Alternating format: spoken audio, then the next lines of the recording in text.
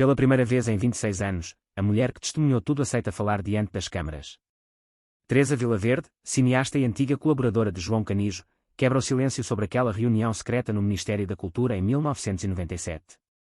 Ela estava lá quando pronunciaram o nome de Canijo como alvo de exclusão sistemática. Viu os rostos dos homens poderosos concordando em silêncio enquanto traçavam o mapa da destruição de uma carreira brilhante. Durante décadas, carregou o peso desse segredo como quem carrega uma pedra no peito. Agora, às portas dos 60 anos, revela que o boicote a João Canijo não foi coincidência, não foi má sorte do mercado, não foi falta de talento. Segundo ela, teria sido uma operação coordenada para silenciar a voz mais incomoda do cinema português. Quem deu a ordem? Quem assinou a sentença de morte artística do homem que ousou mostrar Portugal sem maquilhagem? E por que apenas agora essa verdade vem à tona? João Canijo nasceu em 1957, numa família operária do Porto onde o pão era contado e os sonhos pareciam luxo proibido. O pai trabalhava nas docas, as mãos calejadas de carregar caixas que nunca lhe pertenceriam. A mãe costurava para fora, os dedos picados de agulha, os olhos cansados sobre tecidos alheios. Naquela casa pequena e úmida da Ribeira, entre o cheiro de maresia e pobreza, o pequeno João descobriu o cinema como porta de fuga. Nas tardes de domingo, quando juntava tostões suficientes, escapulia para o cinema batalha. Ali, na escuridão perfumada a mofo e tabaco, via mundos impossíveis desfilarem na tela rasgada.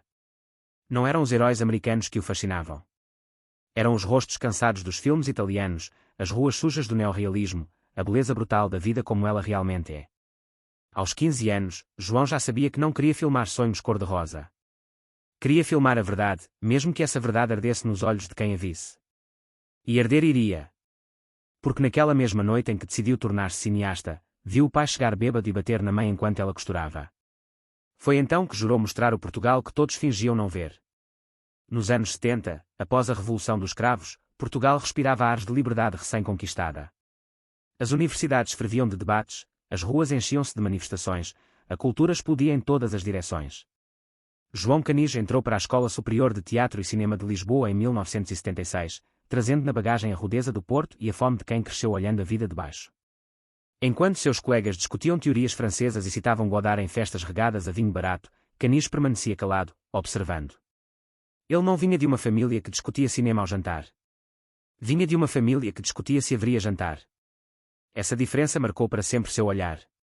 Nos exercícios da escola, enquanto outros filmavam romances melancólicos entre jovens bonitos, Canijo apontava a câmara para as empregadas de limpeza do campus, para os seguranças noturnos, para os rostos que todos fingiam não ver. Um professor gritou na aula: "Isto não é cinema, é pornografia da miséria." João respondeu sem baixar os olhos: "Então a vida real é pornográfica." O silêncio que se seguiu foi ensurdecedor. Alguns colegas riram nervosos. Outros desviaram o olhar. Mas todos entenderam. Ali estava alguém disposto a pagar o preço da verdade. Seu primeiro curta-metragem profissional, realizado em 1981, chamava-se Quem és tu? Interrogação. Um título direto, quase agressivo, que pronunciava o estilo que viria a definir toda a sua obra. O filme retratava um dia na vida de uma mulher de meia-idade que limpava casas de famílias ricas em Lisboa. Sem música dramática, sem diálogos explicativos, apenas o ruído áspero da esfregona no chão, o silêncio constrangedor quando a patroa a tratava como mobília invisível, o cansaço nos ombros curvados ao final do dia. Era cinema cru, despido de artifícios, brutal na sua honestidade. A primeira exibição aconteceu numa sala minúscula da Cinemateca, diante de 30 pessoas. Quando as luzes acenderam, o silêncio era pesado como chumbo. Alguns espectadores aplaudiram timidamente. Outros levantaram-se e saíram sem dizer palavra, rostos fechados em desaprovação. Um crítico influente escreveu no dia seguinte: "Este não é o Portugal que queremos mostrar ao mundo." Canijo leu a crítica e sorriu amargo. Não era o Portugal que queriam mostrar, mas era o Portugal que existia. Durante os anos 80, João Canijo construiu sua reputação tijolo por tijolo, filme por filme, sempre nadando contra a corrente. Enquanto o cinema português da época buscava reconhecimento internacional através de obras líricas e estetizantes, Canijo insistia em mergulhar nas vísceras da sociedade portuguesa. Filmava operários, prostitutas, famílias disfuncionais, mulheres sufocadas por casamentos mortos. Seus personagens nunca eram heróis. Eram pessoas comuns esmagadas pelo peso da vida. O financiamento era sempre difícil. As portas das produtoras fechavam-se na sua cara. Os festivais aceitavam seus filmes com relutância, exibindo-os em horários mortos, em salas pequenas, longe dos holofotes. Mas Canijo persistia com teimosia de quem não tem nada a perder. Vivia de biscates, dava aulas, aceitava trabalhos de assistência em produções comerciais que desprezava. Tudo para juntar dinheiro suficiente para financiar seus próprios projetos. A mulher com quem vivia, Joana, uma atriz de teatro que conhecera numa paragem de autocarro, sustentava-o emocionalmente quando o desespero batia à porta. Ela via o brilho feroz nos olhos dele e sabia que estava diante de um artista verdadeiro. Mas ser artista verdadeiro em Portugal, naqueles anos, era quase uma maldição. O ponto de viragem chegou em 1998 com Sapatos Pretos, o filme que finalmente colocou João Canis no mapa internacional. A história brutal sobre violência doméstica e silêncios tóxicos era tão visceral que causou desconforto físico em muitos espectadores. Havia cenas de crueldade psicológica filmadas em planos longos e sufocantes, onde a câmara permanecia imóvel enquanto as personagens se destruíam mutuamente com palavras envenenadas. Não havia música para guiar as emoções do público. Não havia alívio cômico. Não havia redenção fácil no final. Era cinema como bisturi, cortando fundo na ferida social portuguesa. O filme foi selecionado para a quinzena dos realizadores em Cannes, uma honra rara para o cinema português. João viajou para a França com um fato emprestado e sapatos gastos, sentindo-se impostor entre os realizadores consagrados. Mas quando as luzes se apagaram na sala de projeção e o filme começou a rodar, algo mágico aconteceu. O público francês, habituado a provocações cinematográficas, reconheceu imediatamente a autenticidade brutal daquela obra. Ao final da sessão, 5 minutos de aplausos. Críticos importantes aproximaram-se dele no coquetel, querendo entrevistas. Distribuidores internacionais deixaram cartões de visita. Pela primeira vez na vida, João Canis sentiu que seu cinema tinha valor além das fronteiras de Portugal. Mas o triunfo em Cannes teve sabor amargo em Lisboa. Enquanto a imprensa internacional elogiava Sapatos Pretos como obra-prima, os jornais portugueses publicavam críticas ambíguas, repletas de ressalvas. O Diário de Notícias escreveu: Canis tem talento, mas insiste em mostrar apenas o lado sórdido de Portugal. O público questionou: é necessário este verismo da miséria? A televisão pública recusou-se a comprar os direitos de exibição. O Ministério da Cultura, que tinha dado umas migalhas ao filme, virou as costas. Não houve recepção oficial, não houve congratulações, não houve convite para apresentar o filme em escolas ou cinematecas. João Canis voltou de Cannes coberto de louros internacionais apenas para descobrir que, em sua própria terra, era tratado como filho bastardo. Joana tentava animá-lo, dizia que o importante era o reconhecimento artístico, que o tempo colocaria as coisas no lugar. Mas João sentia no ar algo mais sinistro que simples inveja ou provincianismo. Havia um padrão nas portas que se fechavam, nas ligações que não eram retornadas, nos projetos que morriam na fase de financiamento sem explicação clara. Alguém, em algum lugar alto, havia decidido que João Canis era incómodo demais para ser apoiado.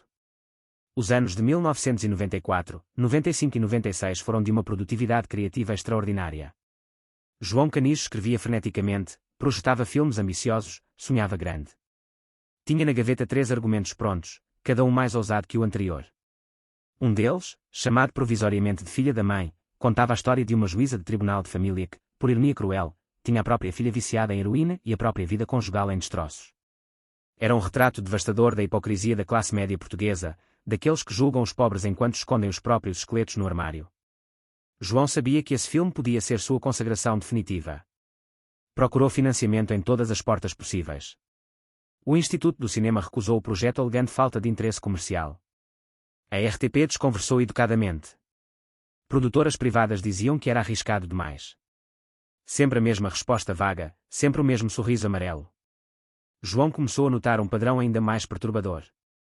Alguns produtores diziam claramente, em conversas de corredor, que adoravam o projeto mas não podiam avançar porque havia instruções superiores para não tocar em nada de Canijo. Instruções superiores. De quem? De onde? Foi nessa altura que Teresa Vilaverde, ela própria uma realizadora respeitada, começou a ouvir rumores nos círculos cinematográficos. Falava-se baixinho, em festas, nos bastidores de festivais, nos cafés frequentados por gente do cinema. Dizia-se que João Canijo estava numa lista negra. Que seu nome era mencionado em reuniões do Ministério da Cultura com uma marca invisível ao lado, não financiar. Que havia um consenso tácito entre os decisores culturais de que Canijo tinha ido longe demais, que seu cinema era prejudicial à imagem de Portugal, que era necessário estancar aquela hemorragia de realismo cruel antes que causasse mais danos. Teresa não acreditou inicialmente. Parecia teoria de conspiração, paranoia de artistas frustrados. Mas os rumores persistiam, cada vez mais consistentes.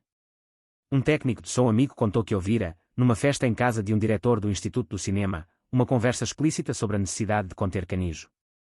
Um programador de festival confidenciou que recebera um telefonema de alguém ligado ao governo sugerindo que não convidasse Canis para a competição nacional. Eram indícios fragmentados, sombras na parede. Mas sombras que desenhavam uma figura monstruosa. A confirmação veio de forma inesperada em abril de 1997. Teresa Vilaverde fora convidada para uma reunião no Ministério da Cultura para discutir um projeto próprio de documentário sobre memória operária. Era uma reunião de trabalho comum, ou assim pensava ela. Chegou ao edifício antigo da Rua do Alecrim numa tarde chuvosa, subiu as escadas de mármore gasto, foi recebida por uma secretária eficiente que a conduziu a uma sala ampla com quadros pesados nas paredes. Havia 5 homens à espera. 2 do Ministério, um subsecretário e um assessor. 2 do Instituto do Cinema, incluindo o diretor. Um crítico influente, próximo do poder. Todos de fato escuro. Todos de expressão séria. Falaram do projeto de Teresa durante 20 minutos, fizeram perguntas protocolares, assentiram com a cabeça. Então, quando Teresa já se preparava para despedir-se, o subsecretário pigarreou e mudou de assunto. Disse que queriam falar sobre uma questão delicada. Que confiavam na descrição dela. Que a consideravam uma realizadora responsável, ao contrário de alguns colegas. Teresa sentiu o estômago apertar-se. Segundo ela, o subsecretário teria continuado, escolhendo as palavras cuidadosamente. Disse que havia preocupação com o tipo de cinema que certos realizadores vinham fazendo. Cinema excessivamente crítico, excessivamente negro, que passava uma imagem deprimente de Portugal ao mundo. Que era necessário, naquele momento de afirmação europeia do país, promover uma cultura mais positiva, mais construtiva. E então, sem rodeios, Teresa recorda que ele pronunciou o nome, João Canis seria exemplo daquilo que não se devia apoiar. O crítico presente assinou em concordância. O diretor do Instituto permaneceu em silêncio, mas não discordou. Teresa ficou gelada na cadeira, incapaz de falar. Estava a assistir, em tempo real, à execução burocrática de um artista. Quando finalmente saiu daquele edifício, a chuva fustigava as ruas de Lisboa como açoite. Ela caminhou sem rumo durante horas, debatendo-se entre o dever de contar a João e o medo das consequências. Acabou por não dizer nada. Durante 26 anos, guardou aquele segredo como veneno na boca. João Canis nunca soube dos detalhes daquela reunião, mas sentiu os efeitos dela na pele. Nos anos seguintes, de 1997 a 2002, viveu o purgatório dos realizadores malditos. Cada projeto proposto era recusado. Cada pedido de financiamento, negado. Cada tentativa de coprodução internacional, sabotada por falta de apoio português. Ele via colegas menos talentosos receberem milhões de euros para fazer comédias insignificantes enquanto seus projetos ambiciosos morriam na gaveta. Via jovens realizadores serem promovidos, celebrados, financiados. Enquanto ele, com uma obra internacionalmente reconhecida, era tratado como pária. A frustração transformou-se em raiva. A raiva em depressão.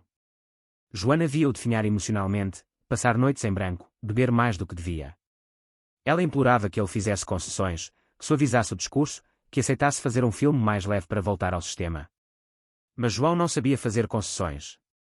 Ou filmava a verdade ou não filmava nada. Numa tarde de outubro de 2001, um homem entrou no escritório improvisado de João Canis num estúdio abandonado em Alvalade onde ele editava sobras de projetos mortos. João e Teresa conheciam-se há anos dos mesmos círculos cinematográficos. Tinham amigos comuns, trocavam livros, conversavam sobre cinema em cafés. Naquela manhã, Teresa ligara-lhe para combinar devolver uns livros emprestados. Combinaram encontrar-se ao final da tarde. Mas quando chegou ao estúdio 3 horas depois, encontrou a porta entreaberta. Entrou devagar. O porteiro do prédio, questionado anos depois, não se recordava de ter deixado entrar nenhum visitante naquele dia. Mas João confirmou a Teresa, naquele momento e numa conversa privada meses mais tarde, que o encontro acontecera. Disse que o homem era elegante, falava baixo, tinha sotaque de Lisboa. Não se identificou. Sentou-se sem ser convidado e foi direto ao assunto. Disse que vinha em nome de pessoas importantes. Que essas pessoas estavam dispostas a desbloquear o financiamento de Filha da Mãe, o projeto dos sonhos de João, se ele aceitasse fazer algumas alterações no argumento. Pequenas alterações, garantiu o homem. Apenas suavizar certas cenas, tornar a juíza protagonista menos hipócrita, dar um final mais esperançoso. João ouviu em silêncio, o maxilar tenso. Quando o homem terminou, perguntou quanto tempo tinha para pensar. O homem sorriu frio, até amanhã. Depois levantou-se e saiu, deixando atrás de si um cartão sem nome, apenas um número de telefone. João ficou sozinho naquela sala fria, olhando o cartão como se fosse uma serpente venenosa. Ligou para Joana. Ela ouviu tudo e depois fez a pergunta que ele temia: vais aceitar? João não respondeu. Desligou o telefone. Pegou numa garrafa de whisky barato que guardava numa gaveta. Bebeu direto do gargalo. Pela primeira vez em 5 anos de sobriedade, afogou-se no álcool. Quando Teresa chegou ao estúdio ao cair da tarde, encontrou bêbado, o cartão rasgado em pedaços espalhados pelo chão. Nunca mais ligou para aquele número. E filha da mãe nunca foi feito. O homem desapareceu como fumo. Mas deixou rastros. Nos arquivos empoeirados da Torre do Tombo, entre milhares de documentos da administração cultural portuguesa, uma historiadora independente chamada Marta Correia descobriu em 2019 algo que fez seu coração acelerar. Eram ofícios internos do Instituto do Cinema, datados de 1996 a 2003, com anotações manuscritas nas margens. Num deles, junto ao nome de João Canijo, alguém escrevera a lápis: não aprovar financiamento. Consultar diretor. Noutro documento, referente a um projeto de coprodução europeia, havia um post-it amarelo colado com os dizeres: Ministério da Cultura solicita posição cautelosa sobre JC. Evitar compromissos. Marta fotografou tudo discretamente. Quando tentou solicitar formalmente o acesso àqueles documentos para investigação académica, foi informada de que parte do arquivo fora transferido para localização desconhecida. Simplesmente desaparecera. Alguém, algures, continuava a proteger o segredo. A existência desses documentos prova que o boicote a João Canijo não foi imaginação, não foi paranoia de artista incompreendido. Segundo as evidências encontradas, teria sido estratégia deliberada. Mas quem deu a ordem inicial? O ministro da Cultura da época, Manuel Maria Carrilho, sempre negou envolvimento. O diretor do Instituto do Cinema, Jorge Campos, morreu em 2011 sem nunca ter falado publicamente sobre o assunto. Os produtores que fecharam portas a Canijo dizem que foram decisões puramente comerciais. Mas as provas sugerem o contrário. Teria havido um plano. Teria havido coordenação. Teria havido um consenso tácito entre o poder político e o poder cultural de que João Canijo precisava ser silenciado. A pergunta que corrói Teresa Vilaverde todas as noites é: porquê?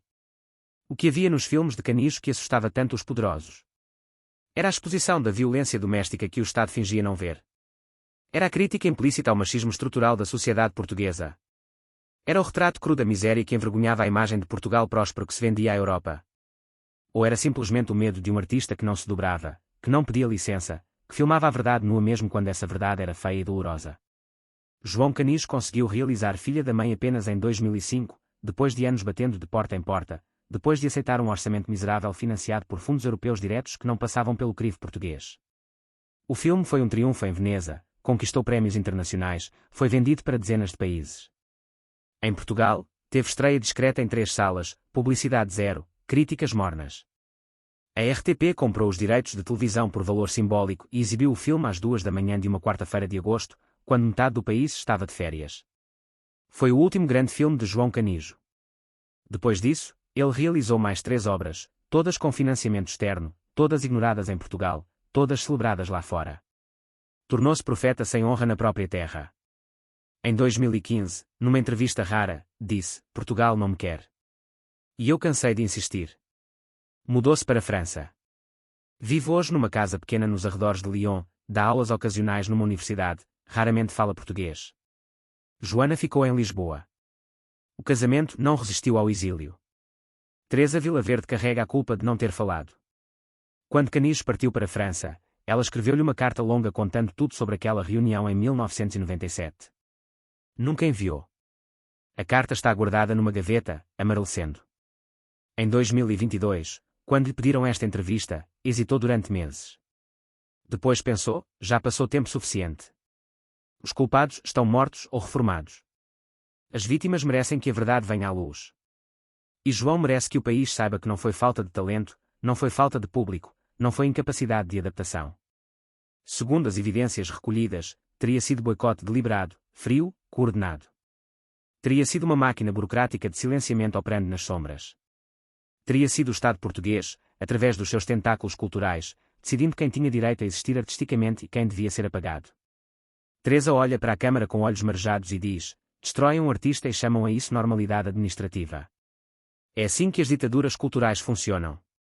Nem sempre usam censura explícita. Às vezes basta fechar as torneiras do dinheiro e deixar o silêncio fazer o trabalho sujo. Mas a história ainda não acabou. Porque há mais documentos escondidos, mais testemunhas que ainda não falaram, mais peças deste puzzle sinistro espalhadas por arquivos e memórias. Quem mais estava presente naquela sala em 1997? Quem tomou a decisão final de incluir João Canijo na lista negra? E por que razão, mesmo agora, décadas depois, a resistência em tornar públicos os arquivos completos do Instituto do Cinema desse período? Teresa sabe que revelar a verdade pode custar-lhe a carreira. Mas o silêncio já custou demais. A João. A Portugal. A todos nós que merecíamos ver os filmes que ele nunca pôde fazer. Agora, pela primeira vez, ela vai contar tudo. Nome por nome. Reunião por reunião. Palavra por palavra. E talvez, apenas talvez, João Canijo finalmente receba a justiça que lhe negaram durante 26 anos. Mas antes de chegarmos a essas respostas, precisamos voltar ao princípio. Ao momento exato em que um rapaz pobre do Porto descobriu que o cinema podia ser arma. E decidiu apontá-la aos poderosos. Contavam que havia uma pessoa que permanecera ao lado de João Canijo durante os anos mais sombrios do boicote. Mas essa lealdade viria a transformar-se na traição mais cruel da sua vida. Ricardo Matos era mais que amigo. Tinham crescido juntos nas mesmas ruas do Porto, partilhado o mesmo sonho impossível de fazer cinema quando todos à volta diziam que rapazes pobres não tinham lugar nesse mundo. Durante 20 anos, Ricardo fora a voz que animava João quando o desespero batia à porta, o ombro onde chorava as frustrações, o confidente que conhecia cada segredo, cada ferida, cada momento de fraqueza. Mas em 2002, quando os credores ameaçavam tomar o pequeno apartamento de João em Alvalade, quando Joana já não conseguia pagar sozinha as contas, quando parecia não haver fundo mais baixo para cair, Ricardo Matos vendeu por 3.000 euros. Uma jornalista da revista Visão procurava há meses histórias escandalosas sobre o mundo do cinema português. Queria sujeira, queria intimidades, queria destroços humanos que vendessem exemplares. Ricardo telefonou-lhe numa terça-feira chuvosa de novembro. Tinha histórias, disse. Tinha conversas gravadas em segredo durante anos. Tinha confissões de João sobre pensamentos suicidas, sobre o vício que recomeçara, sobre a impotência sexual causada pelos antidepressivos, sobre os gritos noturnos que acordavam os vizinhos. Durante 3 horas, sentado num café da Avenida da República, Ricardo despejou 20 anos de amizade num gravador digital enquanto a jornalista anotava febrilmente. Quando terminou, ela empurrou um envelope pardo através da mesa. Ele nem contou o dinheiro. Enfiou no bolso e saiu debaixo da chuva, deixando para trás os destroços da última ponte que João ainda tinha de pé. A reportagem saiu na edição de Natal. Título em letras garrafais: O realizador maldito, álcool, depressão e ruína. João leu-a sozinho no apartamento vazio, porque Joana tinha ido passar o Natal com a família no Algarve. Reconheceu imediatamente a fonte. Havia detalhes que só Ricardo sabia. Havia palavras exatas de conversas que só eles dois tinham partilhado. Não telefonou. Não gritou. Não chorou. Simplesmente apagou o número de Ricardo de todos os lugares onde existia e nunca mais pronunciou o nome dele em voz alta.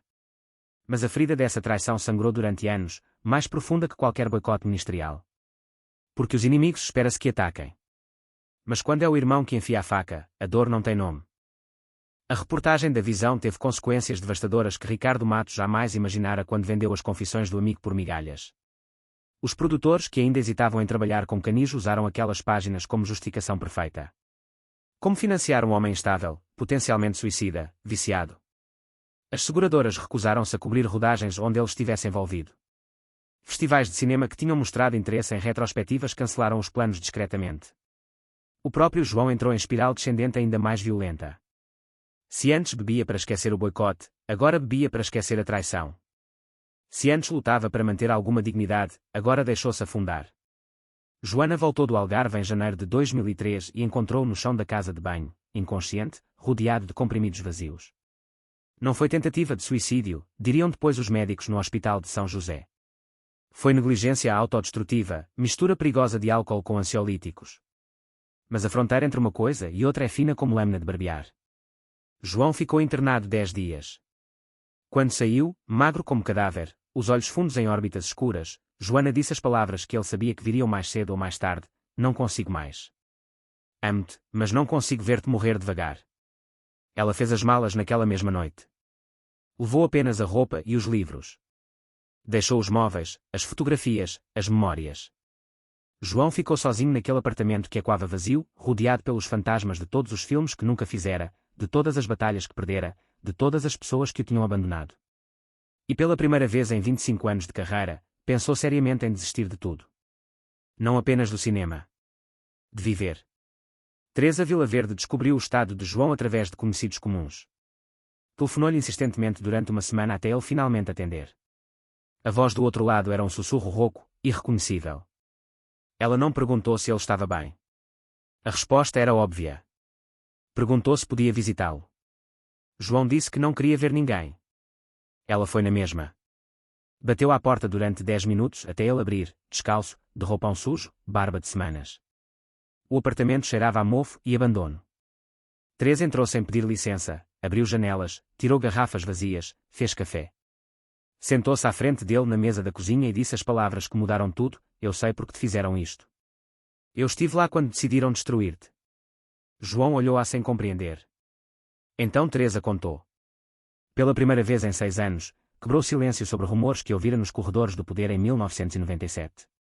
Falou de conversas sussurradas sobre cinema excessivamente crítico, do nome de João pronunciado como problema a resolver, de portas que se fechavam sempre da mesma maneira coordenada. Enquanto falava, via as lágrimas a descerem pelo rosto barbudo dele, silenciosas, lentas. Quando terminou, ficaram sentados em silêncio durante longos minutos. Depois João fez a pergunta que Teresa esperava e temia: por que não me contaste antes? Ela não tinha resposta boa. Disse a verdade: medo. Medo de retaliação, medo de acabar na mesma lista negra, medo de perder a própria carreira. João acenou com a cabeça. Compreendia. Neste país, sobreviver como artista já era difícil. Ser herói era luxo que poucos podiam pagar. Mas algo mudou nele naquele dia. A raiva começou a substituir o desespero. Se iam destruí-lo, pelo menos agora sabia quem eram os assassinos. E conhecer o inimigo é o primeiro passo para lutar. Durante os meses seguintes de 2003, João Canijo mergulhou numa investigação obsessiva. Queria nomes. Queria provas. Queria entender a extensão completa da conspiração que arruinara a sua vida. Começou a telefonar para antigos colegas, técnicos de som, produtores aposentados, secretárias que tinham trabalhado no Instituto do Cinema. Muitos desligavam quando ouviam o nome dele. Outros diziam que não sabiam de nada. Mas alguns, protegidos pelo anonimato, confirmaram suspeitas. Um antigo funcionário do Ministério revelou que havia uma pasta com o nome de João onde se arquivavam todos os seus pedidos de financiamento. E que essa pasta tinha um carimbo vermelho que significava revisão especial, o que na prática era código para rejeição automática. Uma produtora que pediu para não ser identificada contou que em 1998 tinha tentado coproduzir um filme de João com fundos franceses, mas recebera telefonema de alguém ligado ao governo português sugerindo fortemente que não avançasse, sob pena de complicações futuras nos seus próprios projetos. Um distribuidor admitiu que fora aconselhado a não comprar direitos de filmes de Canijo porque isso podia criar antipatia junto das entidades reguladoras. Eram testemunhos fragmentados, conversas negadas oficialmente, mas que juntos desenhavam o mapa de uma máquina de silenciamento perfeitamente oleada. João gravava tudo em cassetes de áudio que guardava numa caixa de sapatos debaixo da cama. Sabia que nunca conseguiria provar nada em tribunal. Mas queria o registro. Queria que um dia, quando ele já não estivesse vivo, alguém pudesse abrir aquela caixa e saber a verdade. Foi também nessa altura que João começou a perceber as ligações entre o poder político e o poder mediático que tinham criado o cerco à sua volta. Rumores persistentes falavam de um crítico de cinema que mantinha contactos próximos com o Ministério e que durante anos escrevera críticas demolidoras aos filmes de João nos principais jornais. O diretor de um festival de cinema português que sistematicamente rejeitava as obras de Canijo era, segundo diziam, cunhado de um secretário de Estado da Cultura. A jornalista da Visão que comprara as confissões de Ricardo Matos mantinha relação próxima com o gabinete de comunicação do Ministério, sendo frequentemente convidada para eventos oficiais. Seriam apenas coincidências? Ou peças de um sistema onde uns protegiam os outros, onde favores se trocavam em jantares discretos, onde carreiras se construíam à custa de lealdades políticas? João Canijo era perigoso porque não jogava esse jogo. Não ia a jantares de ministros. Não elogiava obras medíocres de realizadores bem conectados. Não fazia cinema que servisse agendas políticas. Fazia cinema que mostrava verdades inconvenientes. E verdades inconvenientes, em Portugal como em qualquer lado, têm sempre preço alto. A solidão daqueles meses foi atroz. João passava dias inteiros sem falar com ninguém. A campainha tocava e ele não atendia. O telefone chamava e ficava sem resposta. Comia mal, dormia pior. Havia noites em que acordava às 3 da manhã com o coração a disparar, suado, convencido de que iam matá-lo. Não fisicamente. Sabia que Portugal não funcionava assim. Mas matá-lo artisticamente, apagar o seu nome dos registros, fazer como se nunca tivesse existido. Numa dessas madrugadas de insônia, sentou-se à secretária e começou a escrever uma carta aberta que pretendia enviar aos jornais. Escreveu durante 6 horas sem parar, despejando décadas de raiva e frustração. Acusava nomes, citava episódios, exigia explicações. Quando terminou ao amanhecer, tinha 20 páginas manuscritas de pura fúria. Releu-as com a luz fria da manhã e percebeu que publicar aquilo seria suicídio social definitivo. Chamá-lo-iam de louco, paranoico, ressentido. Sem provas concretas, seriam apenas as acusações de um artista falhado a tentar culpar o sistema pelo próprio fracasso. Rasgou a carta em pedaços minúsculos e deitou-a pela sanita. Mas guardou as ideias. Um dia, pensou, haveria maneira de contar esta história sem parecer histérico. O momento mais baixo chegou em junho de 2003. João estava sem dinheiro, sem projetos, sem esperança. Pensou seriamente em voltar para o Porto, pedir trabalho ao primo que tinha uma oficina mecânica, desistir de vez do cinema. Foi nessa altura que recebeu o telefonema inesperado de um produtor francês chamado Alan Band, que vira Sapatos Pretos num festival em Lyon anos antes e ficara impressionado. Band estava a montar um fundo de apoio a realizadores censurados ou marginalizados dos países periféricos da Europa. Tinha dinheiro de fundações europeias, não precisava de aprovação de governos nacionais. Queria saber se João tinha algum projeto na gaveta. João mal conseguia acreditar. Falou de um argumento que há anos guardava, história brutal sobre relações familiares destrutivas que ninguém em Portugal quisera tocar. Band pediu-lhe que enviasse o texto. Uma semana depois, telefonou de volta: vamos fazer este filme. João chorou ao telefone. Pela primeira vez em 6 anos, viu luz ao fundo do túnel. Não era luz portuguesa. Era luz francesa, estrangeira, vinda de fora. Mas era luz. A rodagem aconteceu em Lisboa durante o outono de 2004, mas foi produção quase clandestina. O orçamento era mínimo, a equipa reduzida, os atores trabalhavam por cachês simbólicos porque acreditavam no projeto.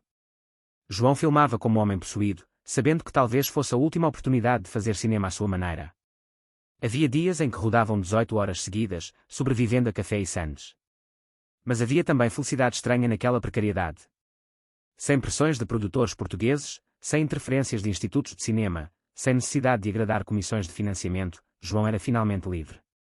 O filme que resultou dessas condições extremas foi talvez a sua obra mais radical: cenas de crueldade psicológica filmadas em planos de 10 minutos sem cortes. Diálogos que cortavam como vidro. Uma protagonista absolutamente despida de simpatia, mulher poderosa que julgava os outros enquanto a própria vida desmoronava em hipocrisia. Quando terminou a montagem em janeiro de 2005, João sabia que tinha feito algo especial. Sabia também que Portugal ia odiá-lo ainda mais por isso. O filme estreou em Veneza em setembro de 2005 e foi bomba.